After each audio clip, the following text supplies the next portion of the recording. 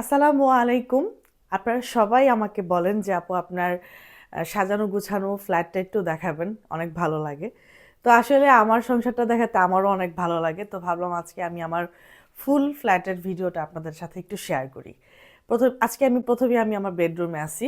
তো এটা হচ্ছে আমার বেডরুম। বেডরুমের যত ডেকোরেশন দেখতেছেন সবকিছু কিন্তু আমার পছন্দ অনুযায়ী করা হয়েছে। যেমন এই পর্দাগুলো আমি কাস্টমাইজ করে বানায় নিছি আমার নিজের চয়েস অনুযায়ী। তারপরেই তো খাট, আমার ড্রেসিং টেবিল, এটা হচ্ছে আমার একটা ছোট মিরর, যেখানে আমি মাঝে মাঝে আয়নাতে দাঁড়ায় দাঁড়ায় একটু ভিডিও করি। আমার অনেক ভালো লাগে, কারণ মিররের সামনে ভিডিও করতে আমার অনেক ভালো লাগে। আমি আমার বেডরুমে টিভি রেখেছি, টিভির পাশে হচ্ছে একটা কাঠগোলাপ আছে, এখানে কিছু শাপলা ফুল, কিছু কিছু ফুল আছে যেগুলো সবই কিন্তু কৃত্রিম। এখানে একটা গোলাপ গাছ আছে। আর এই যে কিউট একটা চুড়ির আলনা আমার, অনেকেই কিন্তু শর্ট শর্ট ভিডিওতে দেখেন এবং প্রশ্ন করেন যে কোথা থেকে কিনেছি। আমি এটা আড়ং থেকে এনেছি। এই যে দেখেন, খুব সুন্দর একটা চুড়ির আলনা। এটা হচ্ছে আমার ড্রেসিং টেবিল। এপাশে চলে আসো একটু। এপাশে আমি আমার বেডরুমেই কিন্তু এসিটা দিয়েছি। তো এসিটা এখন শীত দেখে আমি এটাকে সুন্দর করে প্যাকেজিং করে রেখে দিয়েছি। এখন আপনাদেরকে দেখাবো আমি আমার ড্রয়িং রুম, ডাইনিং রুম এবং গেস্ট রুম। ফার্স্টে আমি গেস্ট রুমটা দেখাই। এই পাশ থেকে বের হয়ে এসেই কিন্তু আমার গেস্ট রুম এটা। এটা হচ্ছে আমার গেস্ট রুম। আমি গেস্ট রুমটা এখনও ওইভাবে পরিপূর্ণ একটা লুক দেওয়া হয় নাই, কারণ একটা সংসার আপনারা খুব ভালো মতোই জানেন যে অবশ্যই কিছুদিনের মধ্যেই গুছানো সম্ভব না। তারপর আমি আমার মতো করে যথেষ্ট পরিমাণ চেষ্টা করছি একটা সুন্দর গেট আপ দেওয়ার জন্য আমার গেস্ট রুমটাকে।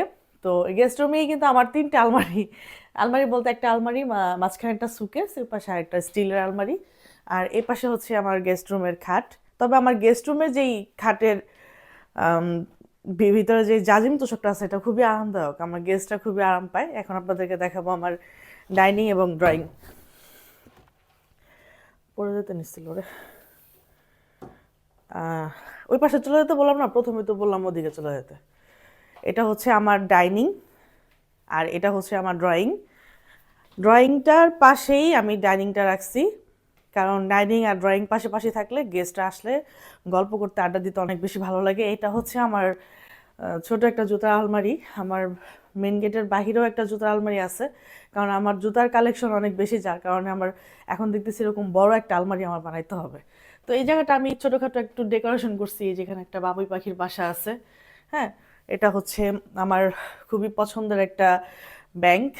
ব্যাংকের ভিতরে আমি কখনোই টাকা রাখি না, কিন্তু এটা আমার কাছে ভালো লাগে, যে বাঙালির ঐতিহ্য অনেক সুন্দর, মনে হয় যে থাকলে খুবই ভালো লাগে। কারণ বাঙালিদের যে ধরনের ঐতিহ্যগুলো আছে সেগুলো সব কিছু আমি রাখার চেষ্টা করি। এটা হচ্ছে আমার রান্নাঘর। রান্নাঘরটা কিন্তু এই মুহূর্তে অনেকটাই এলোমেলো, কেউ কিছু মনে করবেন না। এটা পুরোটাই আসলে ক্যাবিনেট সিস্টেম, আর এই পাশে নিচেও একটু ক্যাবিনেট করা আছে। তো আজকে রাতে আমি কিছু আয়োজন করব, রান্না বাড়া করবো, যার কারণে আমি একটু চিকেন ভিজায় রাখছি। তারপর একটু নামাইছি, বাটার নামাইছি।